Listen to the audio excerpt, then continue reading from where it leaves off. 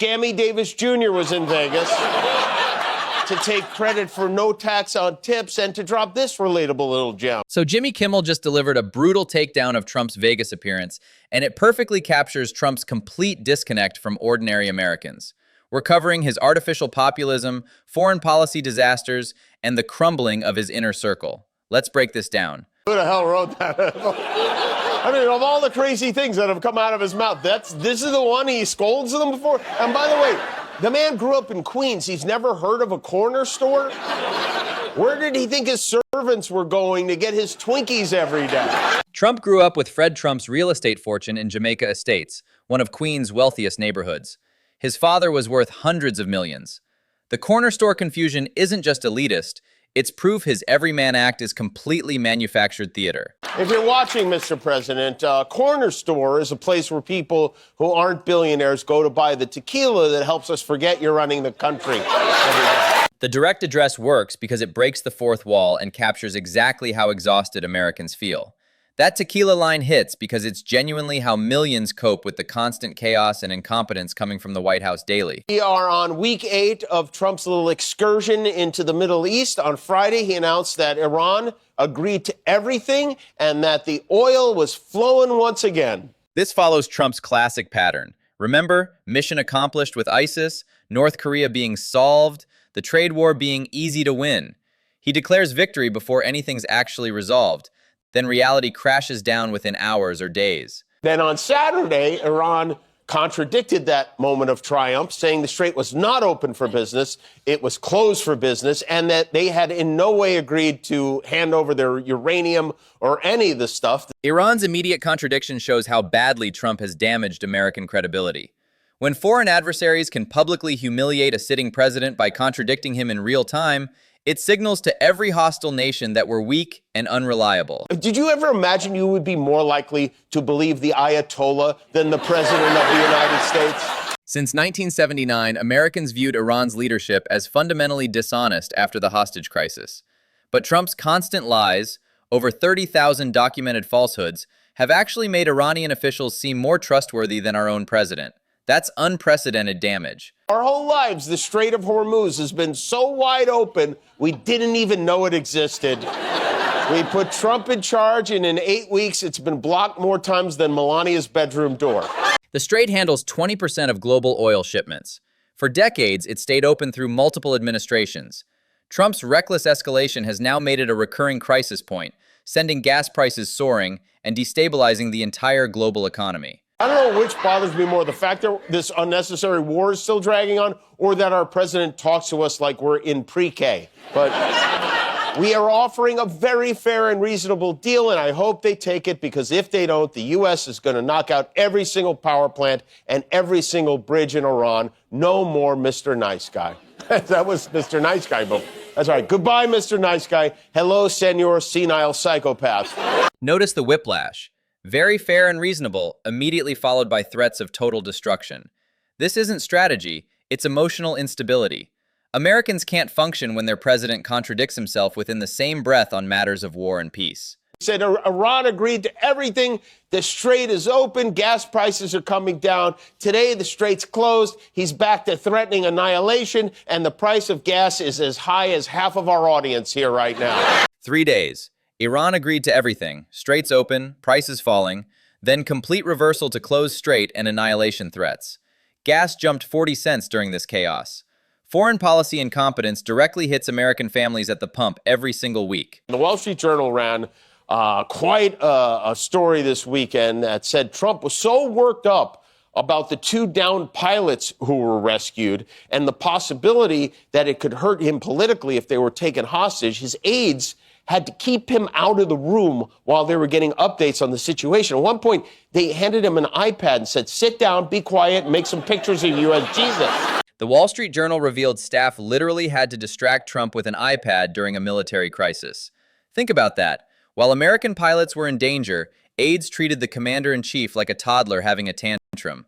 Absolutely disqualifying behavior. The same story says Trump also floated the idea of giving himself the Congressional Medal of Honor, which is the highest of all the military honors. Can you imagine if Trump gave himself the... I mean, of course you can imagine it. The Medal of Honor represents ultimate sacrifice, usually awarded posthumously to soldiers who died saving others.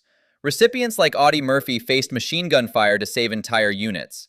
Trump's plane landing with full Secret Service protection isn't remotely comparable. Would that be enough for these zombies who still worship him to wake up? Can a person even, just fundamentally, can a person give himself an award? I think it's impossible. It's like trying to give yourself a reach around. You know, you can't do it. Even Trump's most devoted followers have breaking points. The Medal of Honor represents everything sacred about military service. Self-awarding it would be like declaring himself a war hero while actively bone-spurred his way out of Vietnam. According to those who were there, Trump believes he deserves the Medal of Honor because his plane flew into Iraq on an unlit runway during a first-term trip to visit troops. Well, if that's all it takes, anyone who ever flew into Newark deserves the Medal of Honor. Presidential travel involves advanced teams, secured airspace, and military escorts. Trump's Iraq visit had more protection than most combat operations. Real Medal of Honor recipients threw themselves on grenades or charged machine gun nests to save others. This is not going to help Trump's poll numbers, which are now down to 37% approval. He is currently on the outs with some of his formerly biggest fans. Tucker Carlson, Megyn Kelly, Alex Jones, Candace Owens are all mad at His Majesty. 37% approval during a crisis is historically catastrophic. When even Tucker Carlson and Alex Jones abandon you, the far-right coalition is fracturing. This isn't temporary political trouble. It's the collapse of his entire media ecosystem.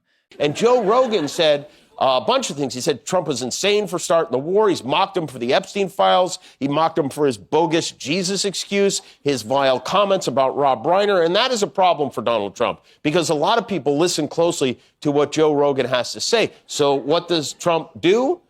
Anything Joe Rogan wants him to do. So Joe Rogan sends Trump information about a promising psychedelic drug he knows about, and Trump rubber stamps this like it's a parking validation. I sent him that information. Normal FDA approval takes over a decade with extensive clinical trials for safety.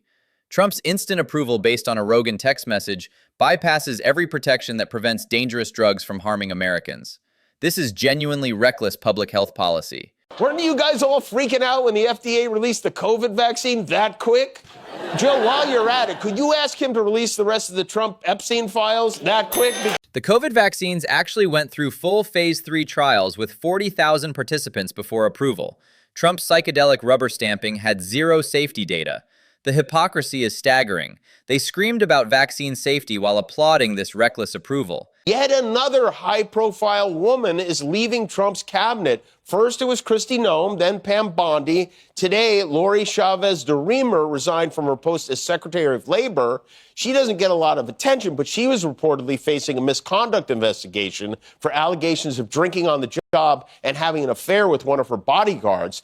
3 cabinet resignations in 2 months shows Trump's loyalty-first hiring creates systematic failure. When you prioritize personal allegiance over competence and proper vetting, you get drinking problems, affairs, and criminal investigations throughout your administration. Now, The Atlantic published a doozy of a story about him over the weekend. They said Kash Patel was so worried about getting the axe, when he had an issue logging onto his computer 10 days ago, he thought he'd been locked out and panicked. He started frantically calling aides to announce that he'd been fired, according to 9 people familiar with this outreach. He called 9 people to tell him he'd been fired. Turned out it was just an IT issue.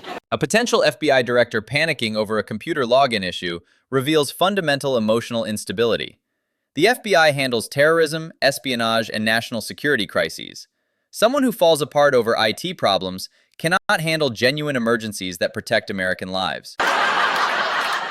But the story says he has become known for bouts of excessive drinking and unexplained absences, so much so that on multiple occasions in the past year, members of his security detail had difficulty waking him because he was seemingly intoxicated. They requested breaching equipment. This is the equipment normally used by SWAT and hostage rescue teams to get entry into buildings. They made those requests last year because Patel was unreachable behind locked doors. FBI directors undergo extensive background checks specifically to prevent compromised individuals from accessing classified information. Alcohol abuse makes someone vulnerable to blackmail and poor judgment. Needing SWAT teams for wellness checks disqualifies anyone from law enforcement leadership. You know you have a problem when SEAL Team 6 shows up to do a wellness check. I mean, there's drunk and there's go get a battering ram drunk. When your security detail needs breaching equipment just to wake you up, you've crossed from personal problem into national security threat. The FBI director has access to America's most sensitive intelligence.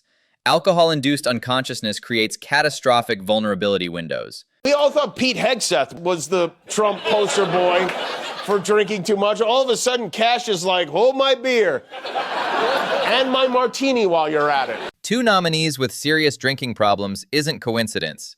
It reflects Trump's complete failure at vetting. He's appointing people based on loyalty and TV appearances rather than competence, creating systematic dysfunction across critical government departments. Today, he pulled a Trump and filed a $250 million defamation suit against The Atlantic for the story. Which do you think will last longer, Kash Patel as head of the FBI or the bananas I bought at Trader Joe's yesterday? The $250 million lawsuit amount proves this is intimidation, not legitimate defamation. Trump's taught his appointees to weaponize courts against media accountability. It's become the standard playbook. When caught in misconduct, immediately sue to silence reporting.